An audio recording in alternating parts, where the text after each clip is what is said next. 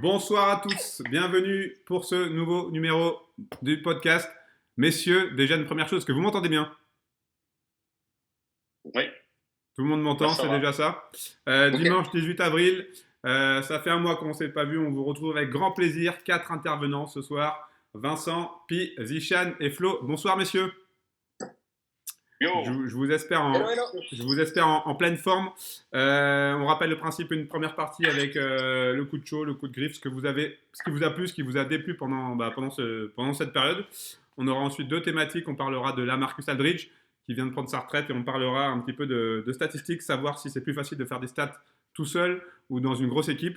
Et puis on a un petit quiz spécial Lamarcus Aldridge pour terminer cette émission. On commence cette première partie avec donc le coup de chaud. Vous avez donc 3 minutes à peu près chacun pour nous dire un petit peu ce qui vous a plu, ce qui vous a déplu dans l'actualité récente de la NBA. Qui veut prendre la parole en premier? vas-y, Vincent? Allez-y. Allez Vincent, on t'écoute. Allez, là, il doit rester une bonne quinzaine de matchs par équipe. Donc, on a fait les trois quarts de la saison et on commence à avoir un peu de recul sur le rythme de la saison. Et je trouve qu'il y a beaucoup de blessures, beaucoup d'équipes qui jouent avec des effectifs réduits, des joueurs qui manquent des matchs. Dans chaque équipe, aucune équipe a pu profiter de son roster toute la saison. Et je trouve qu'on ne pouvait pas l'anticiper, mais je trouve que j'ai l'impression qu'on trouve les limites d'un calendrier resserré euh, à cause de cette année particulière, quoi. Les joueurs se blessent, les joueurs manquent des matchs, les joueurs sont mis au repos. Il y a des blessures plus ou moins importantes, plus ou moins graves. Mais quand je vois Jamal Murray qui vient de se blesser alors que Denver faisait une super remontée et jouait vraiment un super basket. Quand je vois Donovan Mitchell que j'ai vu en direct, on a cru le pire. On croyait que c'était le genou qui était touché. Finalement, c'était qu'une entorse de la cheville. Tant mieux pour lui. Mais ça fait vraiment flipper. Et quand je vois que dans chaque équipe, il y a des joueurs qui ont manqué autant de matchs et qu'aucun roster n'a pu jouer toute la saison ensemble, je trouve que ça fausse vraiment les résultats, malheureusement. Et que on voit les limites du corps humain, entre guillemets, et les limites d'un surtout sur calendrier Jamal Murray. surchargé, quoi. Ton exemple, il est super bon avec Jamal Murray parce qu'il n'y a même pas de contact. Il n'y a rien, c'est juste lui qui prend son appui et tu sens que la jambe, elle lâche et c'est très certainement ce que tu dis, charge de travail trop élevée ou je sais pas. C'est vrai qu'on en a déjà parlé, effectivement, depuis un mois là, ça ne va pas en s'arrangeant. Et vous êtes d'accord sur le fait que ça fausse un petit peu l'équité sportive? Bah, Vincent? Tu- Vincent? non, allez-y, réagissez, mais moi Non, mais Vincent, je suis embêté par ça. Vincent, quand tu parles, tes yeux, ils ont tendance à te tourner vers la droite. C'est un toc ou c'est tes notes qui sont sur la droite? Non, j'ai des grains de raisin que je rêve de manger comme ça là. Tu regardes. Non, je pense que c'est pas un problème d'équité parce que toutes les équipes ont un calendrier resserré. Par contre, effectivement, c'est les limites peut-être de ce calendrier, c'est que au bout d'un moment, la machine elle pète quoi, dans beaucoup d'équipes et beaucoup de cas. Et en plus, tu rajoutes à ça les protocoles Covid et les pétages de câbles de certains joueurs, ça fait beaucoup. On rappelle que Pierre est à New York par rapport à la luminosité de son écran. Non, moi, si jamais, puisqu'on m'attaque, je vais faire mon petit coup de cœur de la semaine. Mon coup de cœur de la semaine, ça va être pour Stephen Curry. Parce que j'ai l'impression qu'il a encore franchi un palier, alors que déjà, il était très très haut. Mais là, ses stats à 3 points, depuis 10 jours, elles sont mais complètement folles. C'est vraiment n'importe quoi. Et je ne sais plus où, sur quel site, il donnait la statistique, c'est qu'il est plus efficace avec la défense sur lui que sans. Je ne sais pas où il va s'arrêter, à quel moment il va pouvoir, l'évolution technique de son shoot et de son jeu va s'arrêter, mais après une année de blanche, une année où il est tout seul, Draymond Green fait un peu de boulot, mais il est moins bien entouré, où c'est moins efficace, il sort des stats qui sont incroyables. Je crois qu'il est presque dans les meilleurs stats de sa carrière sur toutes les ligues. Je sais plus quoi dire, bravo. Et puis il en a profité pour devenir le meilleur marqueur de l'histoire des Warriors cette semaine. Je crois qu'il a 10 matchs, plus, 10 matchs de suite à plus de 30 points. C'est vrai qu'il est dans une forme assez éblouissante. messieurs. Après, je crois on en parlera dans la partie 2 sur est-il plus facile de faire des stats dans une équipe qui gagne ou pas. Donc, on en parlera plus tard, mais il faut toujours relativiser ça. Vaut mieux mettre 26 points dans une équipe championne NBA que 35 dans une équipe 10e. Quoi. Ouais, mais bon, c'est pas l'heure. C'est que... Attention, je trouve quand même que ces performances, au-delà de comment les faire et du contexte, les performances à proprement parler, elles sont incroyables. Oui, exceptionnel. Évidemment, il n'y a pas de contestation, bien sûr. Il est bouillant depuis 10 jours. Flo, on t'écoute? Ouais, alors moi je voulais parler un peu, comme Vincent, il disait, on est à 2/3 ou 3/4 de la saison, tout dépend les équipes. Et je voulais parler de l'homogénéité, mais de façon positive, c'est-à-dire que là, on a vraiment 3-4 équipes de chaque conférence qui sont sorties du lot, et bien malin celui qui va dire qui va gagner à la fin. Et ça annonce quand même une très bonne fin de saison et des playoffs vachement indécis, je trouve, parce que les Celtics reviennent bien, les Lakers qui ont chuté au classement dû aux blessures de LeBron et de Davis, forcément, s'ils se remettent sur pied, vont être ultra solides. Et autant au début de saison, on avait les Sixers qui marchaient super fort, le Jazz aussi qui avait pris vachement d'avance dans la conférence Ouest. Mais là, je trouve que tout se resserre un peu, toutes les équipes se resserrent un peu. Et je pense que ça va être vraiment très indécis. Alors, on a les Nets qui ont peut-être le meilleur roster si tout le monde est en forme et sans blessure. Les Nets ont peut-être un avantage sur le roster. Mais je ne crois pas qu'ils ont joué encore avec full team.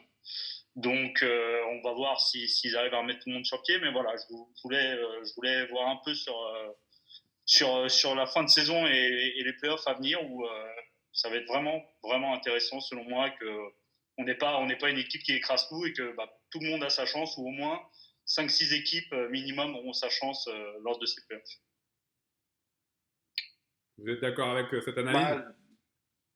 Oui, c'est vrai que c'est homogène. Moi, en tous les cas, je suis vraiment d'accord avec cette analyse-là, dans le sens où c'est assez homogène entre les 3-4 équipes dans les deux conférences qui sont au-dessus du lot.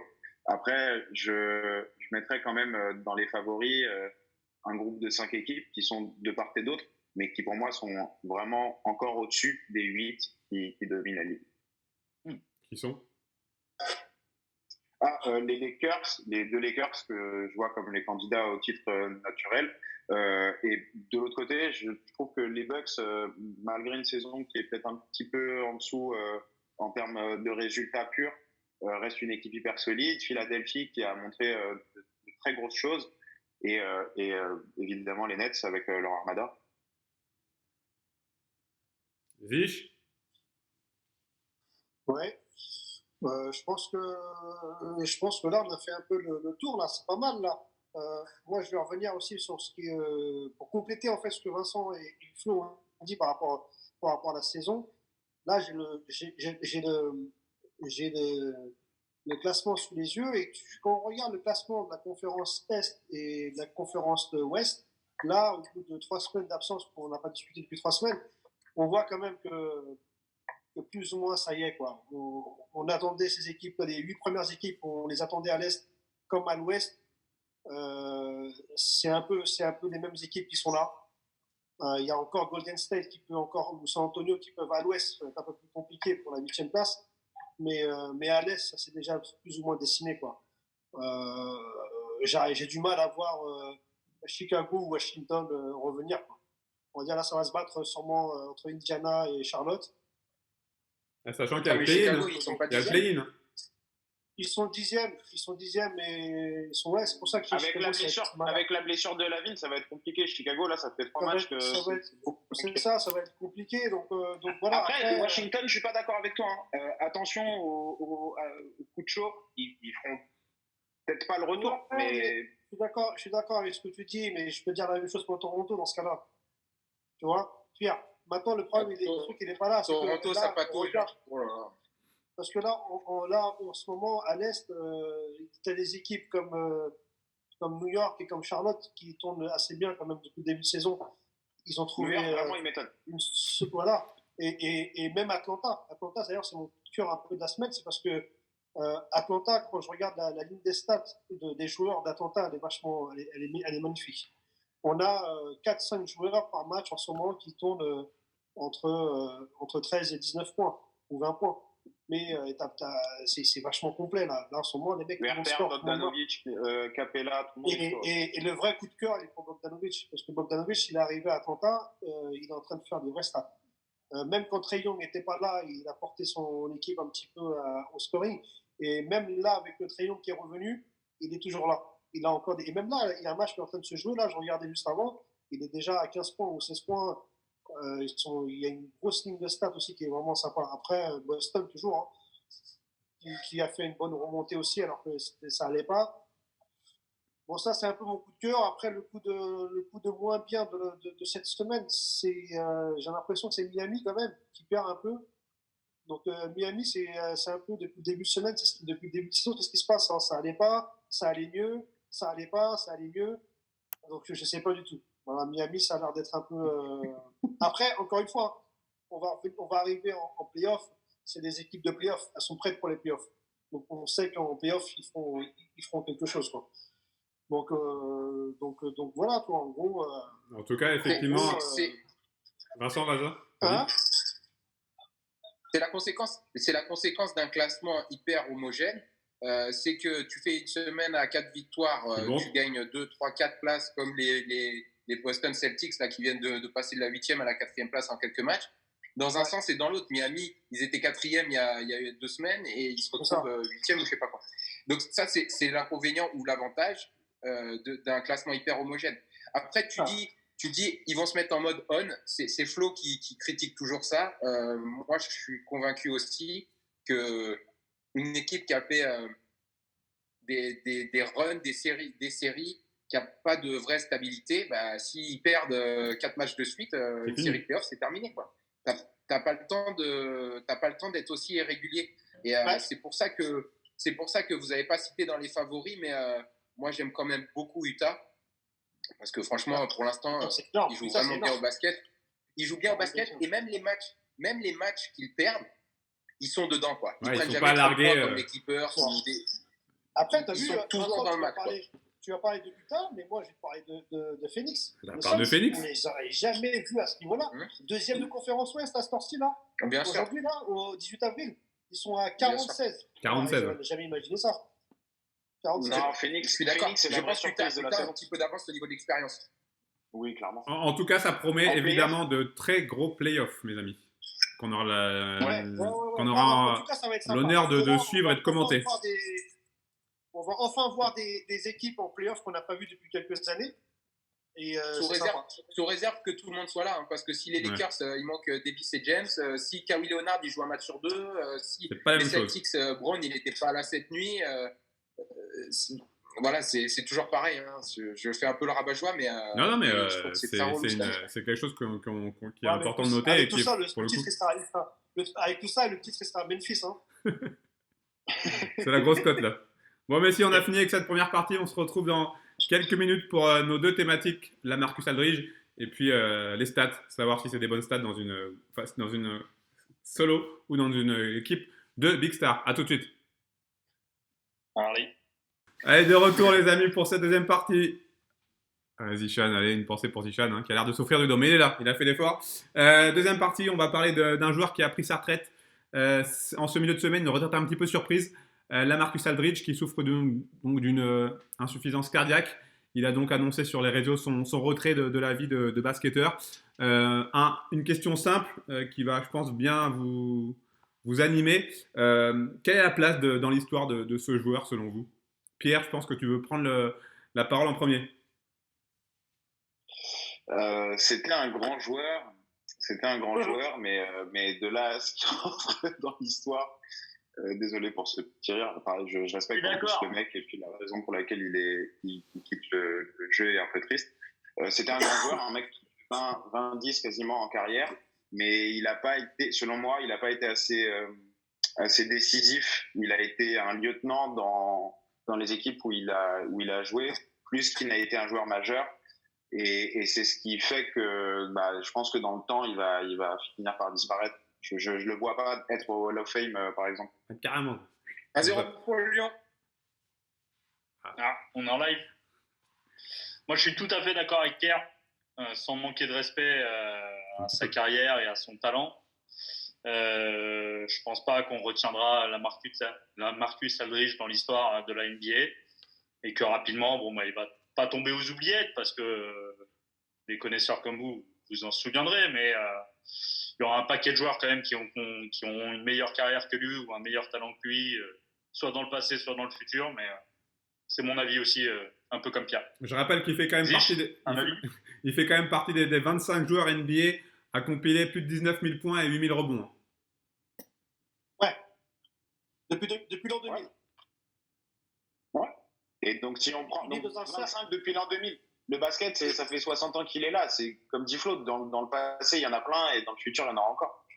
Non, depuis l'an 2000, depuis l'an 2000, aujourd'hui, dans ce club fermé, tu as LeBron, Pau Gasol, Dirk, Duncan, Garnett, Shaq, Jamison et Lamarcus. Personne d'autre. Non, mais d'accord, mais si tu prends... On fait un point. Tous ceux que tu as cités qui ont un titre, on s'en rappelle. Il y en a un qui n'a pas de titre. Un très grand monsieur. Mais il y a des gens, Barclay, on s'en rappelle. Il y a des gens... Attends, on se rappelle énormément de grands joueurs. Tu compares Barclay avec Lamarcus Aldridge. Pour toi, c'est la même catégorie? Non, on parle d'oubliettes. Moi, Lamarcus, oui. Je suis désolé, mais moi, quand tu parles de Portland de l'époque, je ne peux pas oublier Lamarcus. Impossible de l'oublier. Impossible. Tu me dis que c'était un lieutenant. Ouais, je ne suis pas spécialement convaincu. C'est parce que c'est ta génération. C'est parce que c'est la génération. C'est plus lui. Mais vous avez oublié, Portland, c'était pas un lieutenant, les gars. Calmez-vous. Vous avez oublié.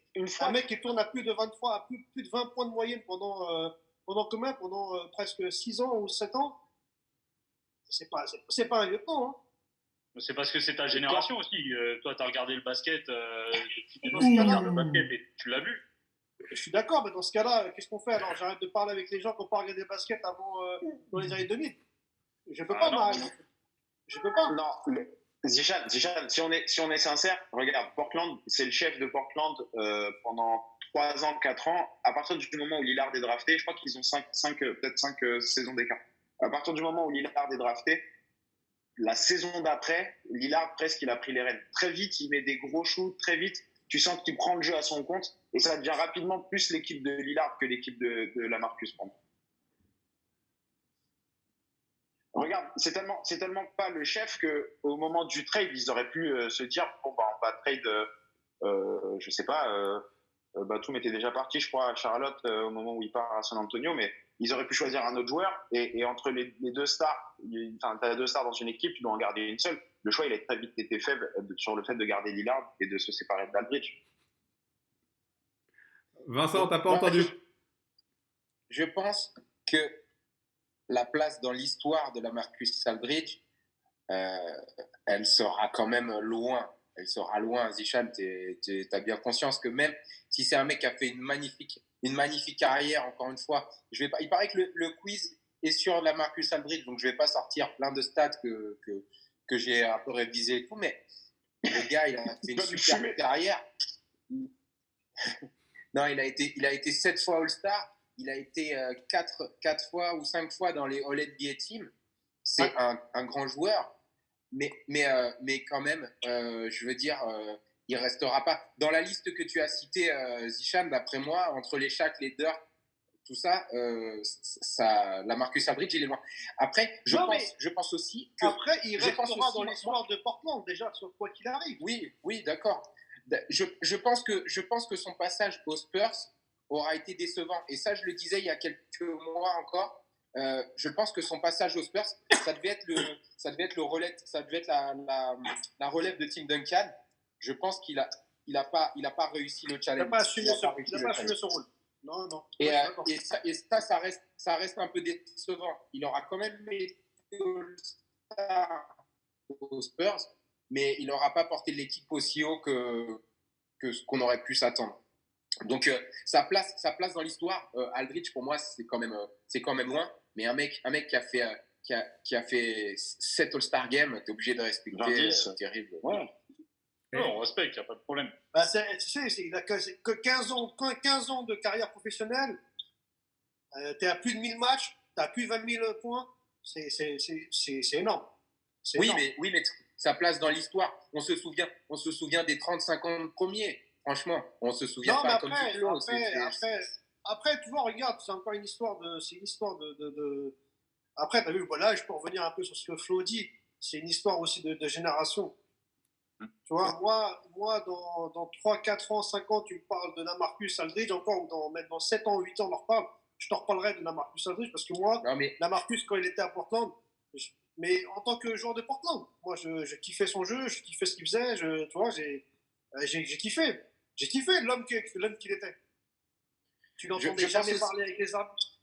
Je pense aussi que le style un peu vraiment propre qu'il avait, vraiment en ligne et tout, je pense que un peu entre guillemets à la Duncan, finalement, c'était un mec qui est hyper clean, hyper en ligne et tout, mais pas aussi dominant que Duncan. Duncan, il aura marqué tout le monde parce qu'il était rien à voir.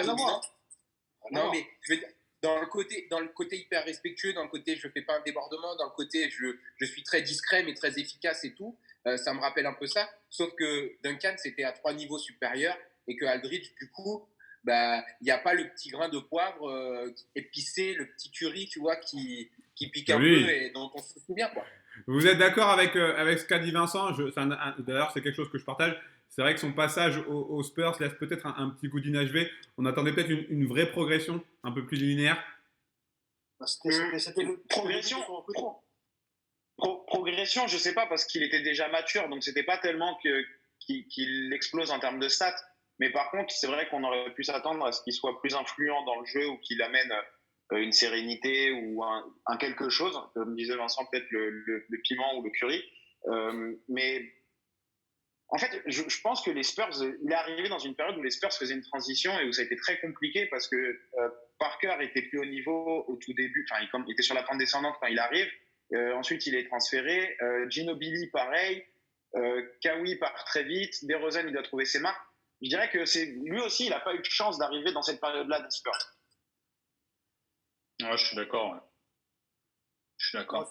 Après, franchement, on le voyait hyper vieillissant ces derniers temps aux Spurs. Il est arrivé au Nets. J'ai vu quelques bouts de match où tu le voyais, que tu avais l'impression qu'il avait vraiment rajeuni, qu'il repartait pour un nouveau challenge, un peu comme Blake Griffin. Ça allait lui faire le plus grand bien. Et bon, je resterai là-dessus. C'est quand même hyper dommage ce qui lui arrive. Et d'être presque obligé de quitter son sport à cause d'une inquiétude au niveau de la santé. C'est vraiment dommage. Et en plus, bon, il a fait un beau message. Il a fait un beau message. Il a dit qu'il allait prendre enfin soin qu'il allait prendre le temps pour sa famille et sa santé. Et ça fait plaisir et je lui souhaite plein de bonnes choses. Ça vous a étonné le fait qu'il signe au Nets, justement? Non. Non, il voulait la bague. Il cherchait une bague en fin de carrière, je pense. Comme Griffin. Il l'a dit, Griffin. Il avait signé pour le minimum à Madrid. Tout à fait. Oui, probablement, oui. Ouais, alors, je vais transformer ma question. Est-ce que ça vous a étonné que les Nets fassent appel à un joueur comme lui, justement? Pas plus, parce que ça peut apporter l'expérience. C'est plus le joueur All-Star qu'il a été. Hein. Griffin, c'est le même cas, mais ça peut apporter l'expérience dans les moments clés en play-off, dans une équipe jeune dans la conception. C'est une équipe qui n'a pas de vécu ensemble. Peut-être que des anciens qui ont beaucoup de bouteilles, ils peuvent prévenir de plein de situations et ça peut être bénéfique pour une équipe. Et donc, Brooklyn, ça collait plutôt pas mal, ouais. Je pense que toutes les équipes de la NBA auraient pris Lamarcus Aldridge au minimum pour compléter leur roster. C'est ça, il n'y a pas de question. Après, pour ajouter, parce que tu as beaucoup d'équipes qui mettent les vétérans sur le banc parce qu'ils passent à des projets neufs comme Charlotte par exemple, ou même Suisse, ou tu vois. Pierre parlait des équipes qui jouent le titre, non? Ouais, j'aurais peut-être dû spécifier, mais dans l'armada des top 8, ouais, des deux conférences, c'est vrai que après Charlotte, effectivement, est dans les playoffs et dans le top 8, mais je pense que même Miami, par exemple, était intéressé pour l'avoir, alors que Miami, à l'intérieur, c'est assez fourni. Ils ont je sais pas, je pense que ouais, c'est un joueur quand même qui aurait plu à beaucoup d'équipes. Peut-être pas à toutes, mais à beaucoup d'équipes. Zich, le mot de la fin sur la Marcus? Bah écoute, non, mais La Marcus, franchement, je t'aime. le mot de la fin, ça reste un peu ce que Vincent il a dit. Hein. Rester sur ça, c'est dommage qu'il parte sous ces conditions-là. Moi, c'est un joueur que j'aime beaucoup par rapport à toutes ces années où, comme j'ai dit, hein, même au niveau de l'arbitrage, sa manière d'être sur le terrain, on l'a jamais entendu. Ça a été quelqu'un de très propre sur tout ce qu'il a fait. Donc que des gens propres partent comme ça, tu sais, c'est décevant. Et que maintenant, Question bête, si jamais, par exemple, je crois qu'il a joué 4 ou 5 matchs avec les Nets, si les Nets vont au bout et gagnent le titre, il peut être déclaré pour jouer en playoff. Il n'y a pas de bague. Non, mais si les Nets cette saison vont au bout, il faut qu'ils jouent obligatoirement en playoff pour être considérés comme ayant gagné le titre. Non, je pense que ça, franchement, je sais pas, mais ça n'aurait aucun sens qu'il ait une bague. Enfin, ça n'a pas de sens. Non, il n'aura pas de bague. Il a essayé, c'est fini. Il a joué 7 matchs. Il a joué 7 matchs avec les Nets. Exactement. Merci.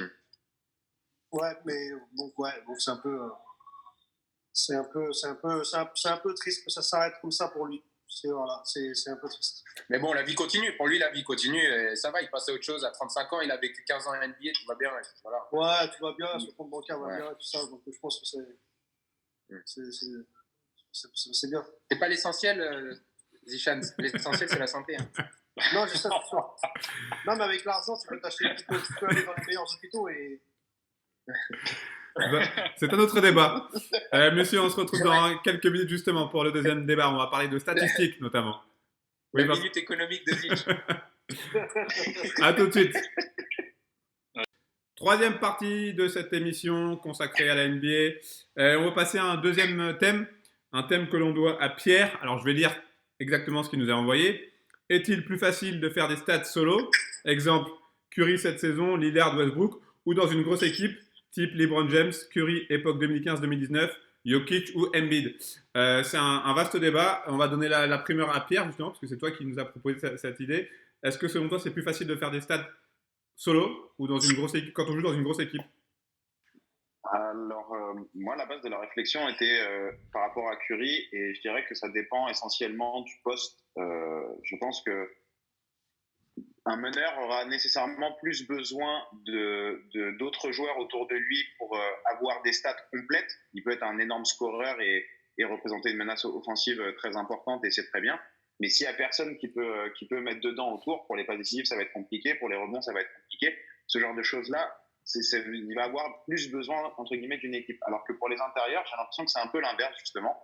Que c'est plus compliqué d'être à l'intérieur avec des grosses stats dans une grosse équipe, étant donné qu'on va avoir moins le ballon, les mecs vont mettre plus dedans, il y aura moins de rebonds pour faire un rebond près du cercle, remonter et mettre 2 points faciles. Alors que dans une équipe un peu pourrie, type Kevin Love, par exemple, à l'époque de Minnesota, c'était une machine statistique incroyable. Il arrive dans une équipe où ça tourne un peu plus, où il y a ce phénomène LeBron, mais ça tourne un peu plus, et du coup, il a disparu statistiquement. Voilà. Il a disparu tout court. Hein. Ouais. Pas seulement statistiquement. Après avoir racheté le titre en 2016, ce qui n'est pas négatif. Oui. Gentiment. Et avoir signé un contrat max juste après dans la foulée. On sait qu'on peut revenir sur ce qu'a dit Vincent en première partie. Pierre, quand tu parlais de Steph Curry, on rappelle donc qu'il a des stats incroyables cette année, mais dans une équipe qui tourne moyennement, là aussi, est-ce qu'on peut choisir? Est-ce qu'il vaut mieux, comme disait Vincent, marquer moins de points mais dans une équipe qui roule, que faire des cartons et dans une équipe qui galère un peu? Non, je pense que tout le monde sera d'accord pour dire qu'il vaut mieux être performant dans une équipe qui est performante elle-même pour avoir une chance de gagner le titre. Et tous les sportifs en NBA veulent gagner le titre. Là, c'est en sortant du contexte titre, juste d'un point de vue statistique. Je me demandais, est-ce que c'était plus compliqué de le faire dans un cas ou dans un autre? De moi-même, j'ai l'impression que ça dépend des postes. Après, j'attends vos avis pour compléter et m'aider à mieux choisir. Ça dépend des postes, pas des équipes, selon toi? Je pense que selon le poste où tu es, par exemple, si tu joues meneur, pour être un meneur complet et très grand, je pense que tu as besoin d'avoir de bons joueurs autour de toi. Alors qu'à l'intérieur, je pense que tu peux être un intérieur extraordinaire sans avoir besoin d'avoir de gens extraordinaires autour de toi. C'est l'impression que j'ai. Après, il y a des contre-exemples. Westbrook arrivait à faire des choses folles avec une équipe relativement pourrie à OKC. Et Jokic fait des choses extraordinaires avec une équipe très sérieuse à Denver. Mais de manière intuitive, comme ça, c'était mon point de vue. Messieurs? C'est délicat. C'est délicat. Franchement, c'est vraiment compliqué comme question. Je pense que plus tu es entouré de bons joueurs basket, plus c'est facile de bien jouer. Mais Normal. ouais, mais parce que ça sent mieux le jeu au niveau du placement, au niveau des écrans, Quand tu reçois la balle. Et du coup, je pense que c'est plus facile de jouer avec des joueurs. Plus le niveau de tes coéquipiers est haut, plus c'est facile de jouer. Mais si on en revient aux statistiques, est-ce qu'il est plus facile de faire des statistiques dans une équipe Franchement, allez-y, dites, et je rebondirai dessus, mais c'est assez difficile. Moi, je donne plus de sens, évidemment, mais je pense comme tout le monde, à des grosses statistiques dans une équipe qui gagne que dans une équipe qui perd. Mais est-ce que c'est plus facile de le faire? Je ne sais pas. Allez-y. Alors, après on a un exemple hein, avec James Harden. Hein. Vas-y. James Harden à Houston qui avait des vraies statistiques en jouant tout seul et en sortant des très très gros matchs avec des gros stats, mais avec une équipe qui n'était pas forcément présente autour de lui et qui aujourd'hui, quand il rebondit à Brooklyn, qui n'a pas les mêmes stats qu'à Houston, mais qui arrive qui a des stats moindres, qui ne sont pas forcément plus costauds, qui jouent avec des joueurs qui sont très basket et dont tu sens qu'ils ne forcent pas. Ouais, mais après, je ne comprends pas forcément bien la question, peut-être aussi. Hein. En clair, le plus difficile, c'est de gagner les matchs, en fait. Non, mais ça, oui. S'il faut passer par un peu moins de points ou un peu plus de points, bah, c'est là que c'est du talent. Parce que tu t'émerveilles sur Stephen Curry. Là, en ce moment, il est à 30 points, je crois, de moyenne. C'est une moyenne qu'il a déjà atteint lors de son deuxième titre de MVP de la saison. Oui, quand il finit meilleur marqueur, ouais. Il n'est pas hors catégorie en ce moment, tu vois. Enfin, là, il a fait 4 bons matchs d'affilée, c'est sûr, c'est énorme, mais je veux dire, sur des statistiques sur l'année, il ne survole pas ses performances d'avant. Ah bon? Il me semblait qu'il était au-dessus pas de grand-chose, mais il me semblait qu'il était quand même au-dessus en réussite et en points marqués. Ouais, pas de grand-chose, non, c'est 30 points. Quand il a été MVP la deuxième fois, il était à 30 points. Je pense que c'était en 2016.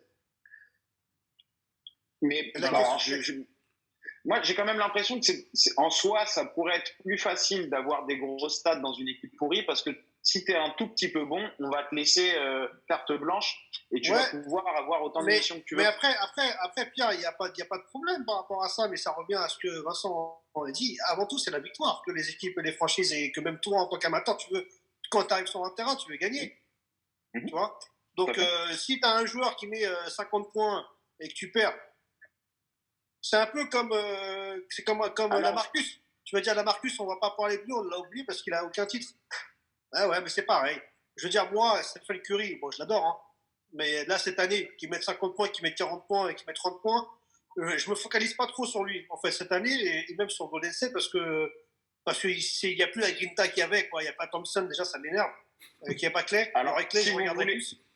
Mais en vrai, là, aujourd'hui, il met 52 points, mais il est où? Enfin, le Golden State est où? Ouais. Oui, c'est alors, ça.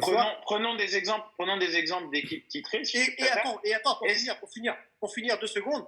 Maintenant, supposons aujourd'hui que Golden State arrive en play-off. C'est possible, d'accord? En play-off, ils vont tomber contre les premiers à l'ouest ou les deuxièmes. Donc, à cette heure-ci, on parle de Utah ou Phoenix. Je ne vois pas qui va passer deuxième ou premier jusqu'à la fin de saison. D'accord? Donc, Utah ou Phoenix contre Golden State. Tu as Stephen Curry qui met 40 points, 50 points. Moi, je suis coach. Je dis, vas-y, c'est pas grave. On va mettre un petit jeune qui défend sur Curry. Mets 40 points ou 50 points, on donne 60 points. Mais les autres, ils ne marquent pas un point. Mais le match, ils vont le perdre. Tu vois pas ce que je veux dire? Attention. C'est ce que tout le monde. Mais non, mais regarde, tu prenais l'exemple de Harden. Laisse-moi parler. Curry ne va jamais balayer Utah tout seul. Et Curry ne va jamais balayer Phoenix tout seul. Mais non. Tu prenais l'exemple de. Alors, ok, on arrête le débat. Non, mais après, je t'écoute, mais là, non. Mais je t'écoute. Il n'est pas tout seul, Curry, il n'est pas tout seul. Il y a Nico Magnon, vous n'avez pas vu dans le Shaqtino Foot, il arrive tout seul en contre-attaque, il balance la balle. Ouais, au lieu de faire aller-hop, il fumble la balle, c'est une catastrophe. Tu prenais l'exemple de Harden. Harden, tout seul, il a emmené Houston en demi-finale. Attends, Harden, il a quand même été avec Chris Paul, avec Westbrook, avec Paul George. Non, Paul George, je ne sais pas. Harden, il a déjà eu. Non, mais avant, quand il a que Ben Gordon, Clint Capella, Eric Gordon. Eric Gordon, pardon. Excusez-moi, je mangeais avec le mec de Chicago. Enfin, tu vois, quand il a l'équipe où il y a vraiment que lui qui est en superstar, Trevor Ariza, tout ça, ils arrivent quand même à prendre des tours en playoff. Peut-être que sur tu parlais de Phoenix. S'il y a Phoenix, Golden State, s'ils ont Curry, Wiggins, Draymond Green, avec l'expérience de Draymond Green et de Curry, il y a peut-être Attention. Phoenix n'a aucune expérience là-dedans. Attention à la fin de ta phrase. Sur une série, ça me semble compliqué. Il y a peut-être match. Il y a peut-être match sur un match. Non, mais ce que je veux dire, c'est que ça peut être un game set. Alors, pour revenir au sujet, tu disais, ce qui compte le plus, c'est la win. Prenons des équipes qui ont gagné. Est-ce que tu donnes plus de crédit à Golden State avec la super team ou à LeBron quand il est, entre guillemets, tout seul en 2016? Non, c'est pas ça. Est-ce que tu donnes. Est-ce que c'est plus facile pour Curry de mettre 30 points en 2016 quand ils vont jusqu'en finale NBA, ou est-ce que c'est plus facile pour lui de mettre 30 points dans une équipe affaiblie comme cette année? Là, on a l'exemple assez. Oui, mais c'est parce la que comparaison qui est assez facile à faire. Vous m'aviez dit que c'était compliqué parce que ce qui compte, c'est de gagner absolument. Donc, j'essayais de trouver une comparaison. Tu prenais un joueur qui est au-dessus du lot et c'est une équipe entière qui est bonne. Flo, t'as pas trop entendu là-dessus? Ouais, je prends la parole. Moi, je pense pas que ça soit plus facile, soit dans une équipe qui domine ou soit dans une équipe qui domine pas. Si je dois faire un avis tranché là-dessus, je pense vraiment que il y a une hiérarchie un peu dans chaque équipe au niveau du niveau de chaque joueur justement. Et dans les matchs NBA, il y a, on va dire, un minimum de 80-90 points qui va être marqué par équipe. Et même une équipe qui va être plus faible, son joueur dominant, le jeu va passer par lui et il va mettre ses points. Dans l'équipe la plus forte, il y aura peut-être plus de joueurs dominants, ils vont sans doute marquer une moyenne plus importante, une moyenne de points plus importante, mais les joueurs dominants vont aussi faire leurs statistiques. Et moi, si j'étais coach, forcément, quand tu as Harden aux Rockets, alors après, c'est une philosophie, mais tu as Harden qui est imbattable en 1 contre 1. Lui, sa philosophie, c'est de dire écoute, tu prends le ballon et c'est toi qui mettras les 40 points tous les soirs, même si on perd. Alors, évidemment, il va se dire je vais essayer de faire gagner, etc. Mais il est obligé d'approuver ce que fait Harden, sinon ça ne se passerait pas comme ça aux Rockets quand Harden est aux Rockets. Donc, je pense que peu importe l'équipe, si le joueur dominant de l'équipe, le jeu passe par lui, c'est lui qui fera les stats, et c'est pas plus dur d'en faire dans une équipe dominante ou dans une équipe pas dominante. Je prends un avis tranché là-dessus pour faire avancer un peu le débat. Donc pour toi, c'est pas ce qui compte. Je comprends. Après, il y a quand même un nombre de shoots disponibles. Devin Booker, par exemple, moi, je trouve ça peut-être très difficile. Pour moi, c'est plus difficile pour lui de faire les stats qu'il a cette saison que la saison dernière. Parce que la saison dernière, il a 35 shoots et que c'est un mec qui a du talent quand même. Et sur 35 shoots, il en mettra effectivement toujours 20 à l'intérieur. Par contre, cette saison, il doit partager. Le rythme, il a vachement ralenti et il arrive à rester à quasiment 25 points. Peut-être que pour le coup, ça dessert ce que je disais tout à l'heure, mais je trouve que lui, j'ai plus de crédit pour ses performances. Et c'est pas forcément plus difficile, Pierre, pour lui. Faut pas croire. C'est ce que Vincent a expliqué. C'est ce que Vincent a expliqué tout à l'heure, et c'est exactement ça. Un basketteur sur un terrain de basket, quand il joue avec des basketteurs, il va forcément être bon, voire plus fort que ce qu'il est. Tu vois ce que je veux te dire? Sur un terrain, quand il y a un mec qui est plus fort que toi, même, il va t'amener vers le haut. Quand tu as des joueurs, des vrais basketteurs qui sont autour de toi, tu vas forcément jouer meilleur. Pourquoi? Donc ça veut dire quoi? comme on a expliqué, les déplacements, les écrans, les prises de balles, les prises de shoot, les prises de décision, elles vont être meilleures que quand tu vas avec un ou deux joueurs qui ne vont pas faire les bonnes coupes ou les bons écrans, ou les bonnes passes surtout, pour des mecs comme David Booker, tu vois. Donc, c'est pas forcément plus difficile pour lui. Au contraire, ça se trouve que c'est beaucoup plus simple que ce que tu crois. Aujourd'hui, à l'heure actuelle. 2-0 pour Lyon. D'être à ce niveau-là. Non, c'est... Vincent, on te laisse conclure. Vincent, on te laisse conclure. Moi, je suis supporter lyonnais depuis 2000, quand j'ai fait la rencontre de mon gon Thomas Perrault.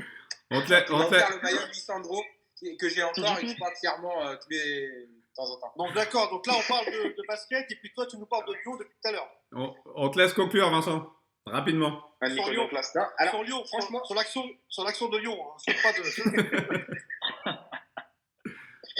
Non, franchement, c'est une question très compliquée, mais quand on y pense froidement, quand est-ce que c'est le plus difficile de faire des stats? Je pense que finalement, c'est plus difficile de faire des stats quand tu es, entre guillemets, seul dans une équipe. Mais ça n'a pas de sens, en fait.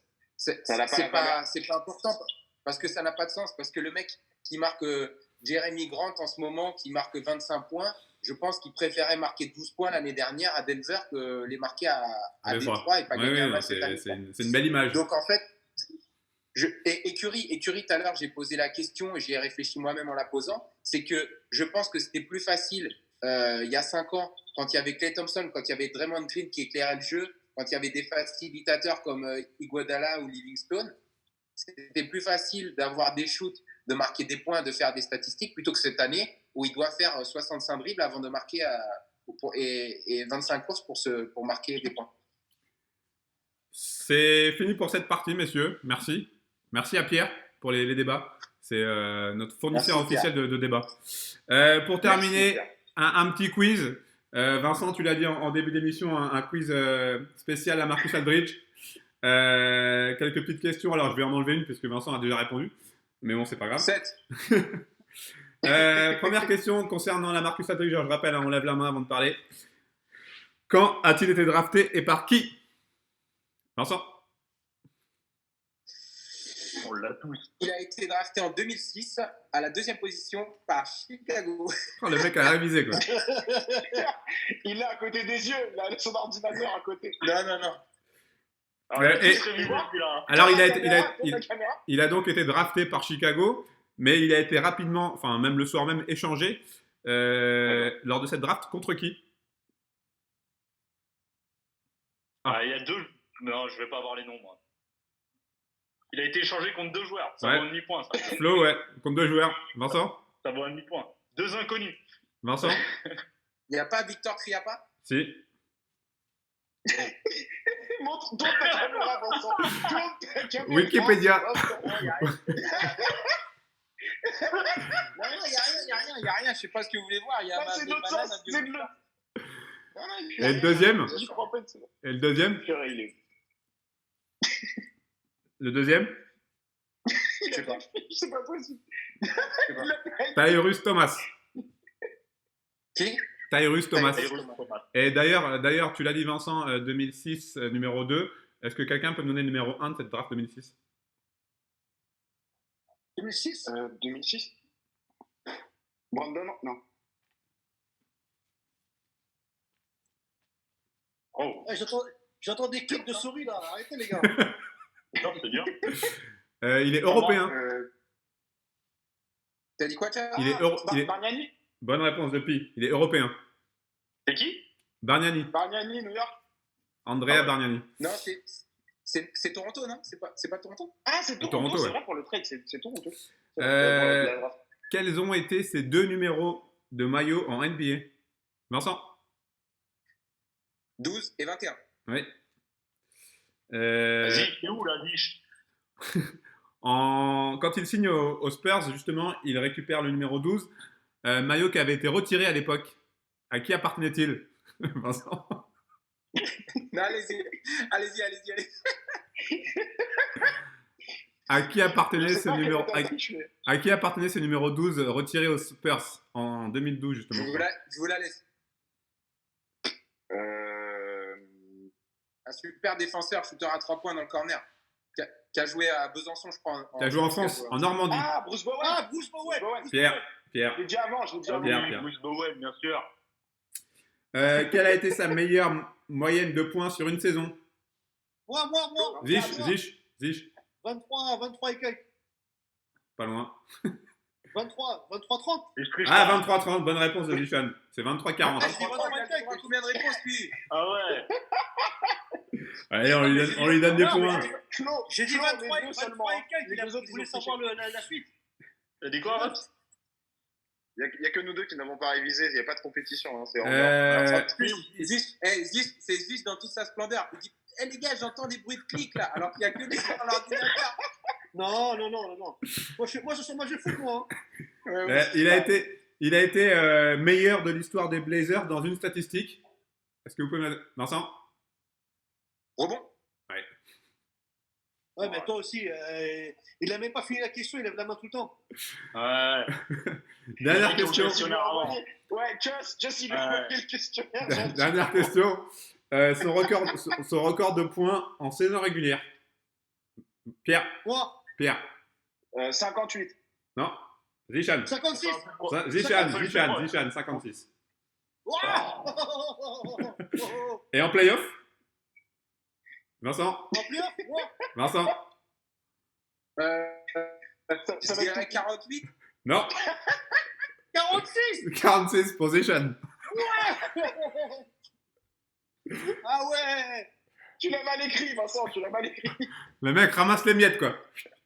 Ah, continue, je suis chaud. Bah, c'est fini. Ah, c'est fini. C'est fini. Merci, messieurs, pour cette... Moi, j'en ai une, moi. Vas-y. J'en ai une que t'as pas donné, Seb. On t'écoute? Le nombre de double-double. Ah, je l'ai pas celui-là. On va demander à Vincent. Parce que celui-là, il est quand même intéressant. 380, un truc comme ça. Non, je dirais dans les 700. Non, sérieux 382. 382. Je pensais qu'il en avait fait beaucoup plus. À deux près. Et combien de triple-double? 0.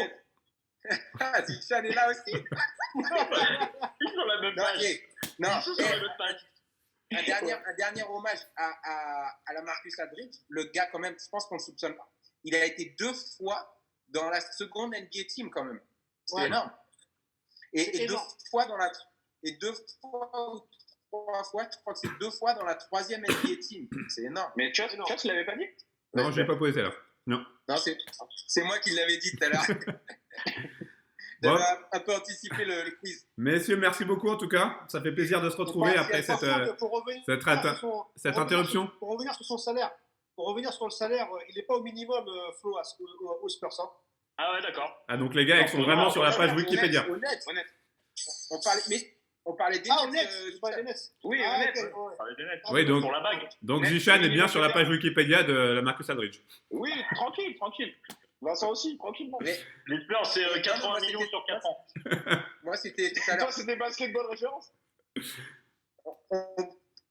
Il a quand même touché 200 millions dans sa carrière. Hein. On Oui, espère. Fort. Ah, Il n'est pas trop Il pour va plaindre. faire gaffe quand même sur la fin. C'est-à-dire que c'est pas l'argent qui compte, le plus important, c'est la santé quand même. Ce sera le mot de la fin. Surtout que ça part vite, hein, l'air de rien, 200 millions. C'est ça. C'est pas non plus. Merci beaucoup, On messieurs. connaît. Tu On te fais un bon connaît resto ce par-ci, problème, un taxi par-là. Merci à vous. Il faut couper là, messieurs. On se retrouve Allez, dimanche prochain. Juste les 3 dernières minutes, tu les enlèves. On se retrouve dimanche prochain avec grand Merci, plaisir. bravo. On se retrouve dimanche prochain avec grand plaisir. Et allez Paris. Et Allez, une pensée, Et une pensée. un petit clin d'œil à Vic qui ne pouvait pas être avec nous ce soir parce qu'il regardait Yes Day. Ok, salut. Yes Day. Allez, bisous à tous. Bisous.